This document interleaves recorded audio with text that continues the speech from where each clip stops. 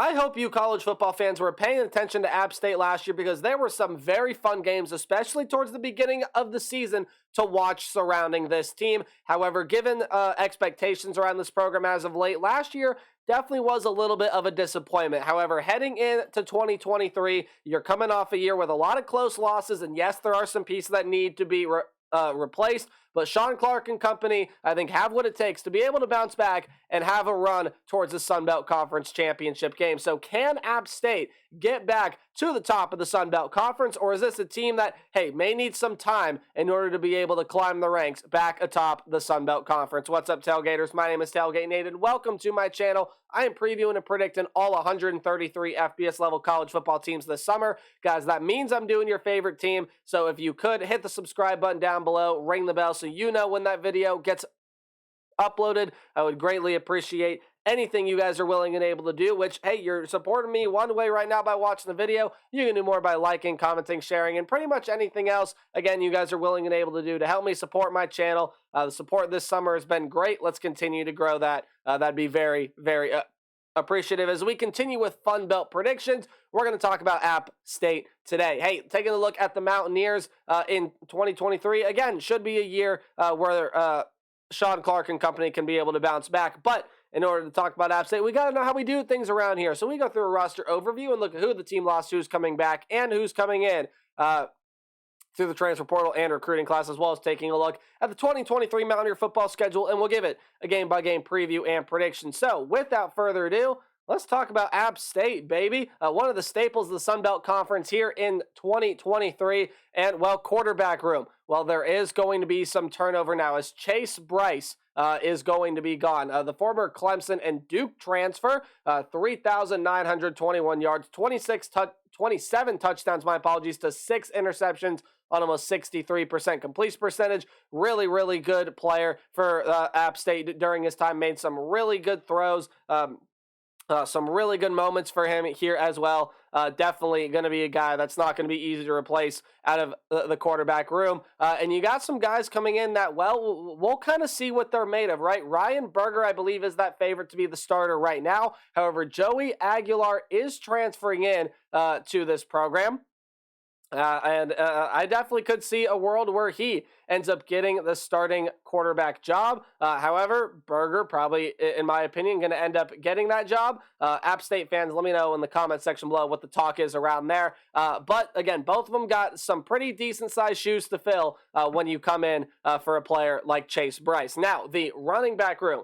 Well, you're going to lose your fair share of weapons here as well, as Cameron Peoples, who was your second leading rusher last year but led the team in carries with 101, had 593 yards, 5 touchdowns last year. Really good player during his Mountaineer career. You're going to miss him, as well as Dietrich Harrington. My apologies for the mispronunciation of any kind in the butchering of the name to Dietrich Harrington. 389 yards, 4 touchdowns on 81 carries last year. He was your third leading rusher, but that means your leading rusher comes back. Nate Noel, 604 yards and 6 touchdowns last season.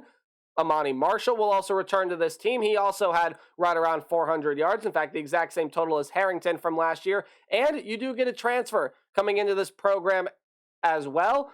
Mikael Haywood has transferred in.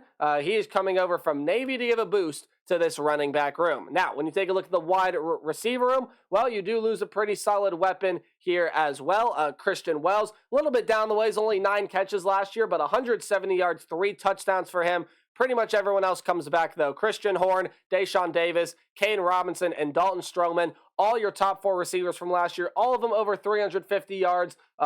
Doing some quick math here, combined 13 receiving touchdowns for him. All of that production will be coming back in the wide receiver room. So whoever happens to play quarterback for this team will have a pretty experienced group of pass catchers out there to help him out. And speaking of some experienced pass catchers, you lose one at the tight end position to Henry Pearson. Led the team in touchdowns last year with 5 at 329 yards on 25 catches. He is gone. However, Miller, Gibbs, Eli Wilson will be those tight ends for the Mountaineers this year. And on the offensive line, Cooper Hodges and Anderson Hardy are going to leave, but Damian Daly, Isaiah Helms are coming back, as well as Griffin Scroggs, who was a transfer that is coming into this program. Over from Georgia, and we know a lot of the big bodies they have there. He's 6'4", 315. He's a pretty big kid, and will be able to start on this offensive line, I do believe. So there's your offense for App State. Let's transition on over to the defense, where they're going to need to replace a lot of very, very good talent, some of which comes on the defensive line here. So I will mispronounce his name. Again, I apologize. Hainsky Palant is going to be gone, as well as Jordan Earl. Palant only had one sack last year, but 31 tackles. I think was very close to being a top 10 tackler. Earl with 25 tackles. Both of them still really good presence on the defensive line for the Mountaineers. You do return a lot of your leaders on the defensive line, though. DeAndre Dingle Prince was the leading tackler among defensive linemen last year at 32 tackles. Didn't register a sack, but should end up registering at least one in 2023. Kevon Hagler, Deshaun McKnight, among some other names, will be coming back to this defensive line as well. Now, the linebacker room. I don't even know where to start with the linebacker room, because you lose just pretty much about everyone out of this linebacking unit. And I mean, all of them significant contributions to this team. Nick Hampton, Logan Dublin, Tyler Bird, Jordan Healig, Jalen McLeod, Keyshawn Brown, Trey Cobb, all of them, to my knowledge and research, are going to be gone off of this team. Hampton led the team with 7 sacks. McLeod had 6 sacks. Dublin, Parker, and Bird were all top 5 tacklers for this team last year. There's just a lot leaving this linebacker room. So who gets left? Well, Andrew Parker, Darrell Farrar, and Donovan Spellman are going to be the guys left over in that linebacker room for App State. Definitely going to be a key area to watch for this team. And then the defensive back room, you are going to lose Stephen Jones, who was your 5th leading tackler and led the team by a mile with 14 passes defended last year. He'll be gone, as well as Dexter Lawson. However, you do get a lot of key pieces in the secondary coming back. Nick Ross, Ronald Clark, Ethan Johnson, and Jackson Green, as well as Tyler Funderburk, who is a transfer coming in to this program. He is coming over from Richmond and should be Tyrek, not Tyler, Tyrek Funderburk. Apologies for the misspelling there on that. So your head coach is going to be Sean Clark. Your offensive coordinator is Frank Ponce. Defensive coordinator is Scott Sloan. Going to be an interesting year for App State as we take a look at their schedule for 2023. Hey, any game at home will be underlined, and any game on the road will be in italics or the slanted text. Any game in green is a game that, the App State going to be able to win pretty easily. Any game in yellow is a game that, again, I think is a 50-50 game. Could go either way, but I still think App State's going to be able to win. And then red is a loss. Should be able to start out 2023 with a nice win against the Gardner-Webb Bulldogs. That's an FCS level opponent. I believe they play another FBS team. It may very well be another team on the schedule here, at least to what I'm thinking. But anyway, back on topic, should be an easy win for App State. And then you got to go on the road, play North Carolina. This was such a good game last year. Very, very high scoring. There were balls flying everywhere. Lots of yards, lots of points. It was one of the most offensive games of 2022 last season. And North Carolina ended up coming out on the winning end of it, and I think they do this year as well. There are a lot of weapons on that offense, even with their top 2 leading receivers gone. Drake May is one of the best quarterbacks in the entire country, and you'd think that at very least that North Carolina defense that was just abysmal last season has to get a little bit better this year, right? They're adding some good transfers to come in and help boost up that defense, and it's a defense going to need to get a heck of a lot better in order for them to really compete for a championship in the ACC. But I still think it's going to be a very close, very interesting game. North Carolina happens to come out on top, though. And then you take a look at another very interesting non-conference opponent here in East Carolina. That's a team that loses a lot of talent offensively. They're trying to replace a quarterback, running back, and some really good weapons at the wide receiver position as well. East Carolina also loses a lot of key pieces in that secondary, and I think it's going to take some time for them to adjust to life without some of their offensive and stars in the defensive back room. So I think App State going to be able to win this one here. I also think App State has enough talent in that secondary to be able to slow down whatever East Carolina throws at it through its pass game, and enough guys up front, especially on that defensive line. Again, linebacking position going to be interesting to watch early in the season here for App State. but I think they're going to be able to get that win against East Carolina, a team that's just trying to adjust to life without some of its stars. And then on the road against Wyoming should be another interesting game as well, but I see the Mountaineers being able to edge out the Cowboys there in week 4 as well. I think Wyoming's going to be a very competitive team in the Mountain West Conference this year.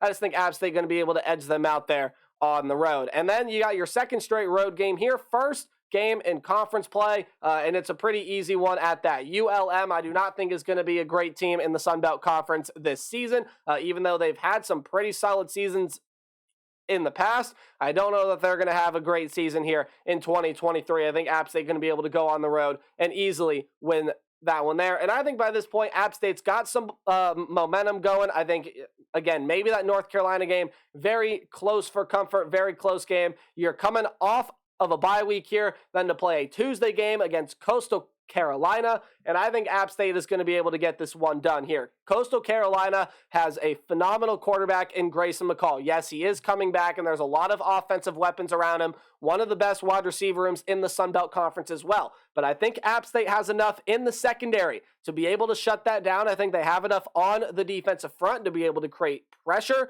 for Grayson McCall. And then I think offensively as well, with that experienced group of wide receivers, the quarterback, whomever it may be, will be settled in by now, and I think App State is going to roll their way to an upset win over the Chanticleers there in week 7. So you're through the first half of the schedule, 5-1, feeling good. You come into the second half, a road game against Old Dominion that I think is going to give you guys a little bit of trouble, but Old Dominion lost a lot of talent to the transfer portal, especially in that wide receiver room. I believe Elite Jennings is the name that ends up coming to mind there. Really good player. I believe he's off to Virginia Tech. Old Dominion lost a lot. They're going to have to replace some key pieces. I think App State's going to be able to go in there and win that game fairly easily.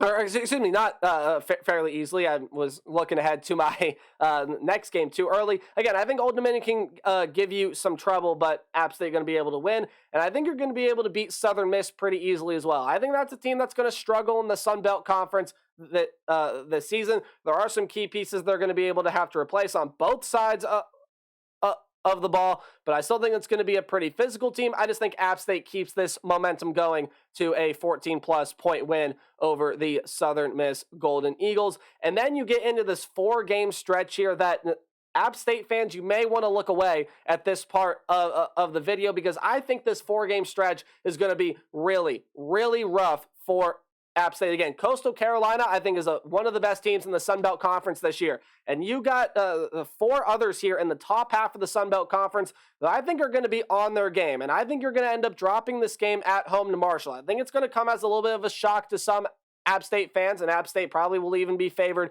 in this game. But Marshall, yes, they do lose quite a bit on defense, but they have a lot of good defensive players coming back, and that offense returns Rasheen Elite at running back, and if that offense can get some of its pieces replaced, especially filling that quarterback position with Henry Columby out, this is going to be a very solid Marshall team this year. They've been able to get the better of App State in the series history. I think they do so again this year and beat App State on the road. On the road at Georgia State here as well. Well, Georgia State is a team that has to replace some pretty key pieces. However, there is a lot of that depth that is going to be moving up, and they're getting a lot of Power 5 transfers this year as well. You got that quarterback coming back, some really good weapons offensively. Again, a lot of Power 5 transfers on that defense that I think are going to boost it up very nicely. And I think Georgia State, again, maybe another surprise to Mountaineer fans, going to be able to pull that one off there.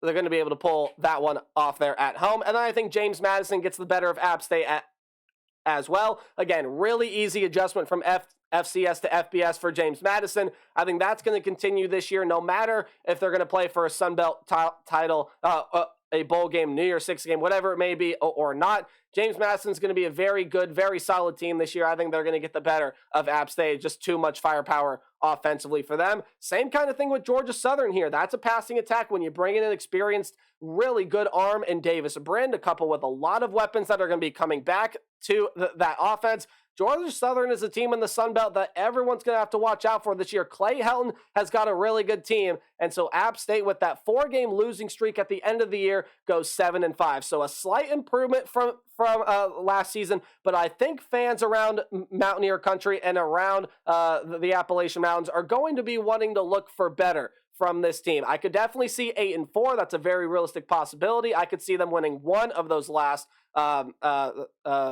4 games there, but 7-5 is where I see this team sit right now. That's going to do it for my thoughts on the Mountaineers. Let me know yours in the comment section below, and as always, remember to play hard but tailgate harder. See you guys in the next video.